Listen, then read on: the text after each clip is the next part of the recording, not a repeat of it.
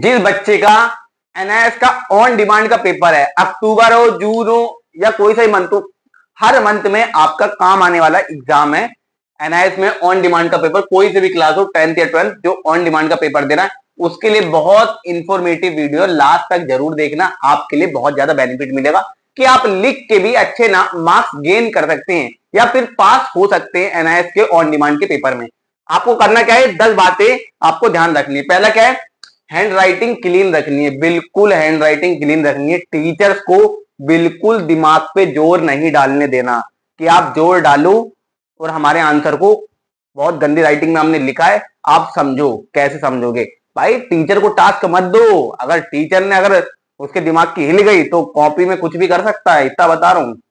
आगे बैठा है बच्चा और पीछे बैठा है, दोनों ने नकल करी है। और एक टीचर है बढ़िया बिल्कुल शांत मूड का और दूसरे वाले बिल्कुल बढ़िया मूड का, तो भाई मार्क्स का वहां अंतर आ जाता है। फिर बाद में बच्चे बोलते भैया वो तो आगे पीछे बैठे थे, हम दोनों एक ही जैसे लिखा तो भी मार्क्स अलग अलग क्यों? उसकी कॉपी कोई और टीचर चेक कर रहा है, उसकी कॉपी कोई और टीचर चेक कर रहा है, इस वजह से होता है। ठीक है, तो अपनी हैंडराइटिंग पे सुधार करो, हैंडराइटिंग बहुत अच्छी लिखो, तब जाके आपको मार्क्स अच्छे मिलेंगे ऑन डिमांड के पेपर में। और एनआईएस बोर्ड है तो थोड़ा देख के कर रहा। एवरी लॉन्ग आंसर को क्या करना, न्यू पेज में। मान लो ये पूरा पेज है, पूरा बोर्ड क्या है, पेज है, आपका आंसर आ रहा है यहां तक, तो ये ना हो कि आंसर यहां तक आ रहा है तो क्वेश्चन नंबर यहां से डाला और यहाँ पे पूरा क्वेश्चन आया, पीछे पेज में आंसर लिख लो। बिल्कुल गलती मत करना, टीचर पे गलत इंप्रेशन पड़ेगा। यहां तक आया, छोड़ दो पेज को, बहुत पेज है एनआईएस की कॉपी में, बहुत पेज है, कोई दिक्कत नहीं। यहां तक लिखा, छोड़ दो पूरे पेज को, अगले पेज से नेक्स्ट पेज से जो लॉन्ग आंसर है, लॉन्ग आंसर के लिए बता रहा हूँ, नेक्स्ट पेज से क्वेश्चन लिखो अच्छे से, और क्वेश्चन भी अलग पेन से लिखो, जरूरी नहीं है सेम पेन से लिखो, अलग पेन से लिखो अच्छे से। ठीक है, उसके बाद उसका आंसर लिखो, फिर खत्म हो जाए, फिर अगले नेक्स्ट से करो। सेम पेज में नहीं लिखना, सेम पेज में लॉन्ग आंसर दो नहीं लिखो, गलत इंप्रेशन पड़ता है। उसके बाद थर्ड पॉइंट है कि आपको आंसर कैसे लिखना है, पॉइंट्स में लिखना है। Point number 1, point number 2, point number 3, point number 4, point number 5, point number 6, point number 7, point number 8। Point में आंसर लिखोगे तो एक तो अच्छा लगेगा देखने में, दूसरी बात अगर गलत होगा तो एक हटा देगा, एक हटा देगा पॉइंट, टीचर एक पॉइंट हटा देंगे। उसके बाद सारे पॉइंट देखेंगे और सारे पॉइंट तो ठीक है, एक ही तो गलत है तो एक मार्क्स काट लेगा और सारे ठीक है। और पैरा में लिखोगे एक लाइन पूरी गलत है भाई, और एक लाइन गलत तो आधे नंबर वहीं चले जाएंगे। इसलिए कह रहा हूं पैराग्राफ में ना लिखना, लिखना किसमें, पॉइंट्स में लिखना, अगर नंबर अच्छे चाहते हो तो। नोट का कीवर्ड्स को अंडरलाइन करो, जो मेन मेन कीवर्ड्स लिखे। जैसे हमारा क्या है, ये हाउ टू राइट एग्जाम, इसमें एग्जाम हमारा कीवर्ड है तो एग्जाम को हमने क्या कर दिया, अंडरलाइन कर दिया अच्छे से। डिमांड हमारा क्या है, कीवर्ड से, तो इसे अच्छे से हमने अंडरलाइन कर दिया। 5 के क्या है, बुलेट पॉइंट। बुलेट पॉइंट का मतलब है एक कोई पॉइंट लिखा, ठीक है, या फिर हमने पेपर लिखा, तो पेपर अच्छा लगा तो उसको हम थोड़ा क्लाउड बना दो या फिर अच्छे से लिख दो उसे, ठीक है, अच्छे से उसे सजा दो, इससे भी अच्छा इंप्रेशन बढ़ता है टीचर के ऊपर। ठीक है, टीचर के ऊपर भी अच्छा इंप्रेशन पड़ता है बच्चे का, तो आपको एक्स्ट्रा मार्क्स मिलने के चांसेस यहां से होते हैं। अगर आपका 5 मार्क्स का क्वेश्चन है, उसमें आपने लिखे तो 2 ही पॉइंट है, 5 मार्क्स का क्वेश्चन लिखे 2 ही पॉइंट है, तो भाई वो टीचर मार्क्स नहीं देगा। 2 इधर से हुए, आपने क्या करा, वहां पे अंडरलाइन भी कर दी, तो क्या पता वहां का आधा मार्क्स दे दे। आपने बुलेट में भी लिखा है अच्छे से, पूरा अच्छे तरीके से लिखा है, तो वहां का भी आधा मार्क्स दे दे। जहां आपके 2 नंबर मिलने थे वहां आपके कितने नंबर हुए, 3 नंबर हुए, तो आपके तो प्लस पॉइंट है। पास होने के लिए 1 नंबर भी काफी होता है, पास होने के लिए 1 नंबर भी काफी होता है। ग्रेस मार्क्स भी तब मिलते हैं जब आप, जैसे 23 नंबर चाहिए आपको और आपके 20 नंबर आए, तब जाके ग्रेस मार्क्स मिलते हैं।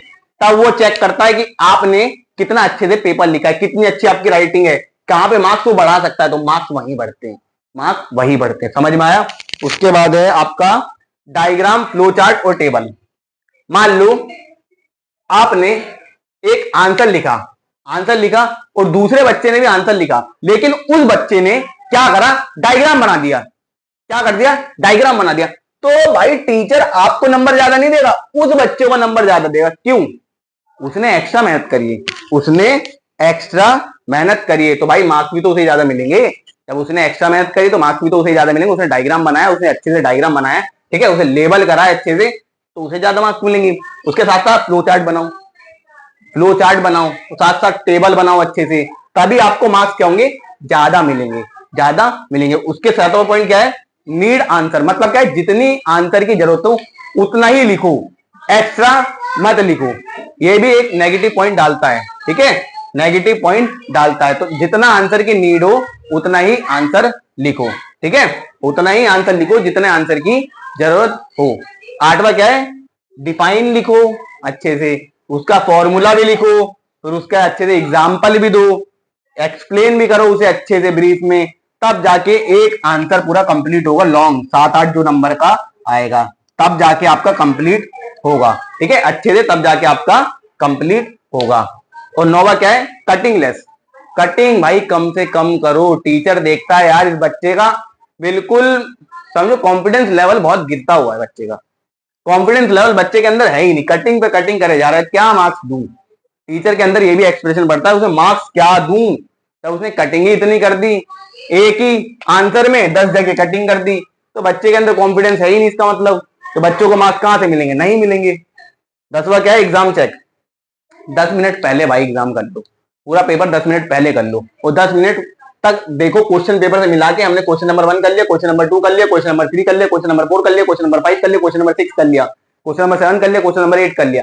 तो अच्छे से मिलाओ एक एक करके, कोई आंसर छूटा तो नहीं, या किसी आंसर को थोड़ा और सजाने की जरूरत है, किसी अच्छे से लिखने की जरूरत है, तो उसे और अच्छे से आप देखो।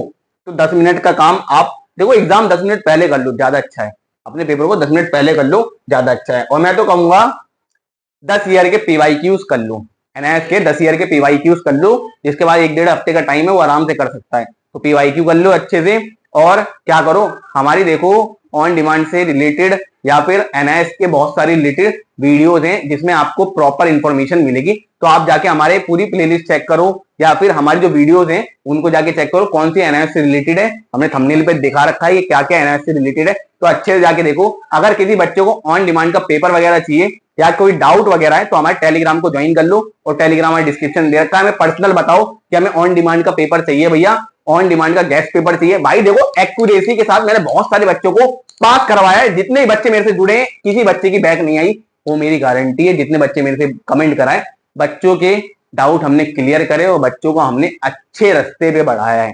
तो अगर आप भी चाहते हैं ऑन डिमांड का पेपर देना तो आप भी कमेंट करिए, और पेपर चाहते हैं तो पेपर के लिए भी हमें कमेंट करिए, हम पेपर भी आपको गेस्ट पेपर के देंगे, ठीक है, फ्री ऑफ कॉस्ट है हर चीज। टाइप करो हमें कमेंट पे, हम आपके लिए गेस्ट पेपर बनाएंगे, और आपके लिए एक्यूरेसी के साथ वही गेस्ट पेपर आने वाला भी है, ये हम देखो बता देते हैं, 85% वही आता है, ठीक है। मिलते हैं नेक्स्ट वीडियो में। अगर आपको ऐसी वीडियोस चाहिए तो आपको चैनल को करना सब्सक्राइब, लाइक, शेयर और बेल आइकन जरूर दबानी, जिससे आपको नई नोटिफिकेशन मिलते रहे। और टेलीग्राम जरूर ज्वाइन कर ले, क्योंकि सारा इंपॉर्टेंट चीज वही मिलता है। सब्सक्राइब भी कर लो। चलो मिलते हैं नेक्स्ट वीडियो।